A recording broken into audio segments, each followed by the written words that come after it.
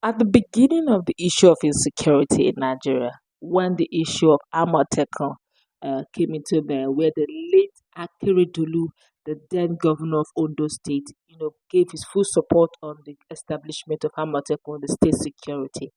Many Nigerians, there was a lot of controversy and debate that went around it. Some Nigerians believe that the creation of state police is going to create some level of anarchy where the governors and the executive, especially those who are governors, may likely want to go against the sitting president using their state security as against the federal security agencies like the NPF, that's Nigerian Police Force. Whether there be up and down movement on that. Well, with a new dispensation coming in, talking about the president of Nigeria, I'm talking about the president of Bola Ahmed Tinubu, there seemed to be the issue of the state policing revisited, and the likes of former president, the likes of Jonathan Goodluck Ebele Jonathan, His Excellency, and Abdul Salam Abubakar have started looking into this matter. And of course, it looks like the security chiefs or the security chiefs are having a different view entirely. We're going to go through their views, and of course, it's also left to you as a Nigerian living in Nigeria to decide which fence are you pitching your support on.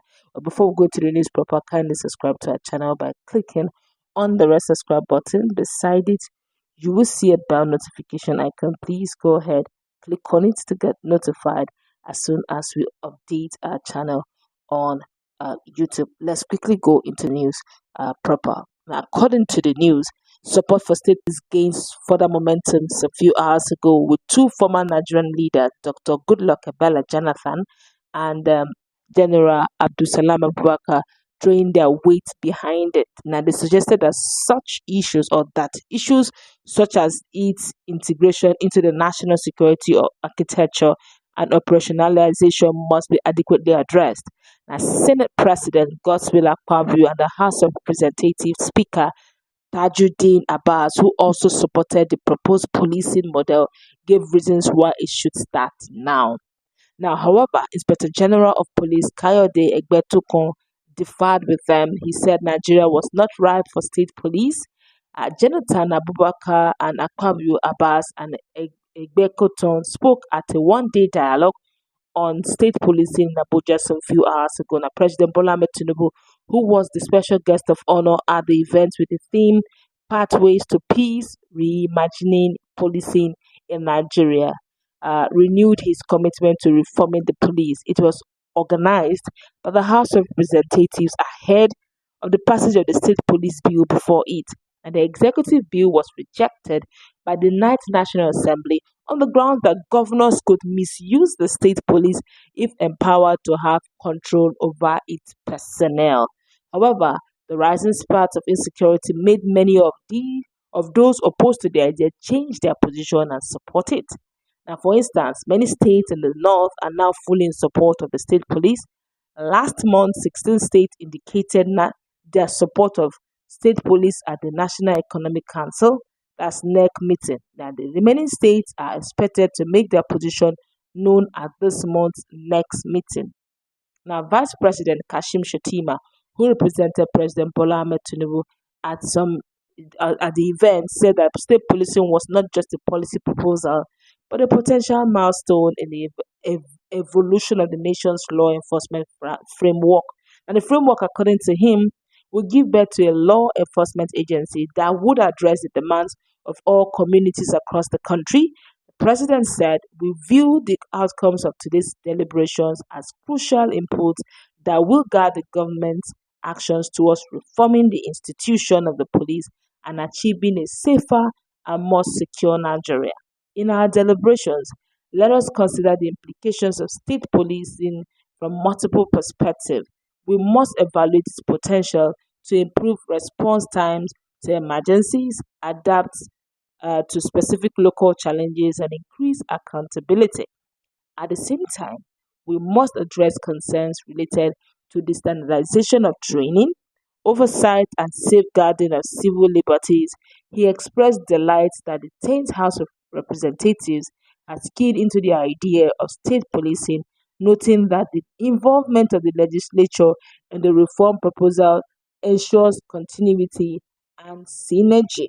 Now, the former president, Jonathan, said that state police should no longer be seen as an idea but a done deal, stating that there was no way any state could have adequate security without state police. He wondered why some people were wary of it even after some states had successfully experimented with it. Jonathan said, "What should be of concern at the moment is the operational model the system would take." He said, and I quote him word for word, "The issue today is very crucial. One thing is that we don't need to debate whether we should have state police or not. I think that that matter has been concluded. The issue is the operations of the police. The need for states to have their own police is not negotiable. There is no way we can continue this kidnapping that is going on in this country rather. Commercial kidnapping started around 2006. I don't want to go into that history. When I was governor, but it started in the Niger Delta. Now it is all over the country. The only thing that can help us is for states to have their police. Insecurity is a national challenge, and if you don't help crush the problem of our state, those criminal elements will one day come to your state. I was a governor. I operated at the state level for 8 years. So as a deputy governor and as a governor, getting to the center, vice president, and president for another 8 years. I know that in Bayelsa and other states that attempted to have some elements of security, state police worked very well. In Bayelsa, when we took over the state, it was almost ungovernable. General Abubakar would remember when the elections were to be conducted in December 1998, the security situation was so bad that our elections were pushed to January 1999. When we took over, the state was in crisis and the agitation was there. The criminal elements were also operating in the creeks and were causing issues for market women and others until Daprie Alemeshia, who was then the governor, set up the Bayelsa Volunteer Force that worked with the police. We built stations around parts of the creeks, and the boys volunteered to work with the police, and that brought the situation down. So, there's no way we can manage internal security if states would not have their own police.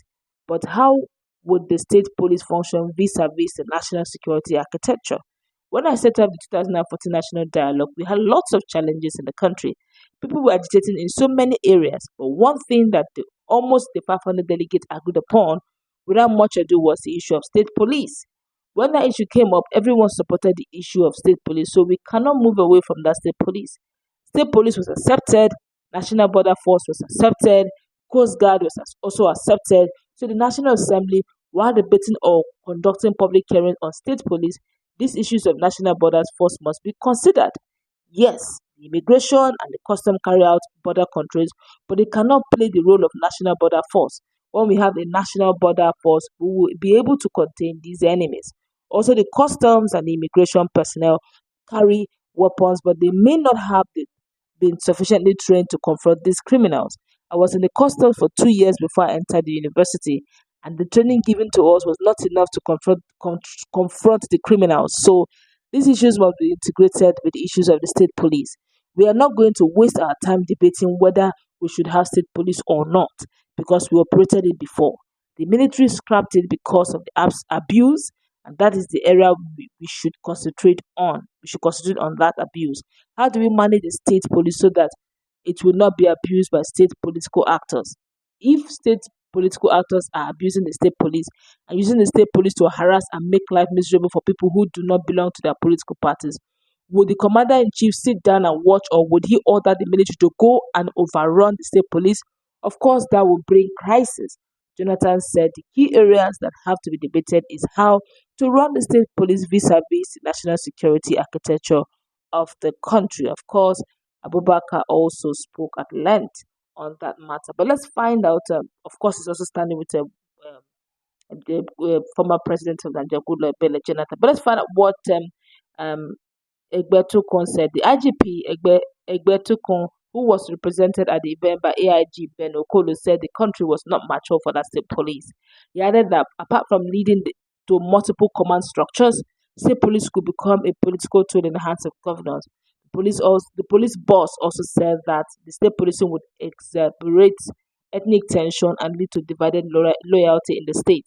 He said that it is submission of the leadership of the Nigerian Police Force (NPF) that Nigeria is not yet mature and ready for the establishment of state-controlled police. State governors could use the police force under their control for political or personal gain, and undermine human rights and security. There would also be a conflict of jurisdiction. You also argue that states lack the funds needed for the type of police system in the country that is required. Rather than establishing state police across the country, Egbetukon recommend merging the Nigerian Security and Civil Defense Corps and the Federal Road Safety Commission to form departments in MPF. He also said there is need for a yearly recruitment of about 30,000 police personnel into the force annually to meet the United Nations UN requirement for modern policing. Okay, now in summary, what they're all saying is that for the police IGP boss is saying that instead of getting state policing, because which could be a tool in the hands of the actors, political actors, and of course the governors of various states, and can bring ethnic tension, he rather recommends that they should merge all the security forces almost into one, of course, with police heading them, apart from, of course, the military and the navy and the air force and, of course, the customs. But he also of the opinion that yearly they should be recruiting at least minimum of 30,000 personnel. Instead of giving that to state police, they should make it integrated into the Nigerian police. How that will happen, then it's up to you. Now let's interact. It concerns you and I.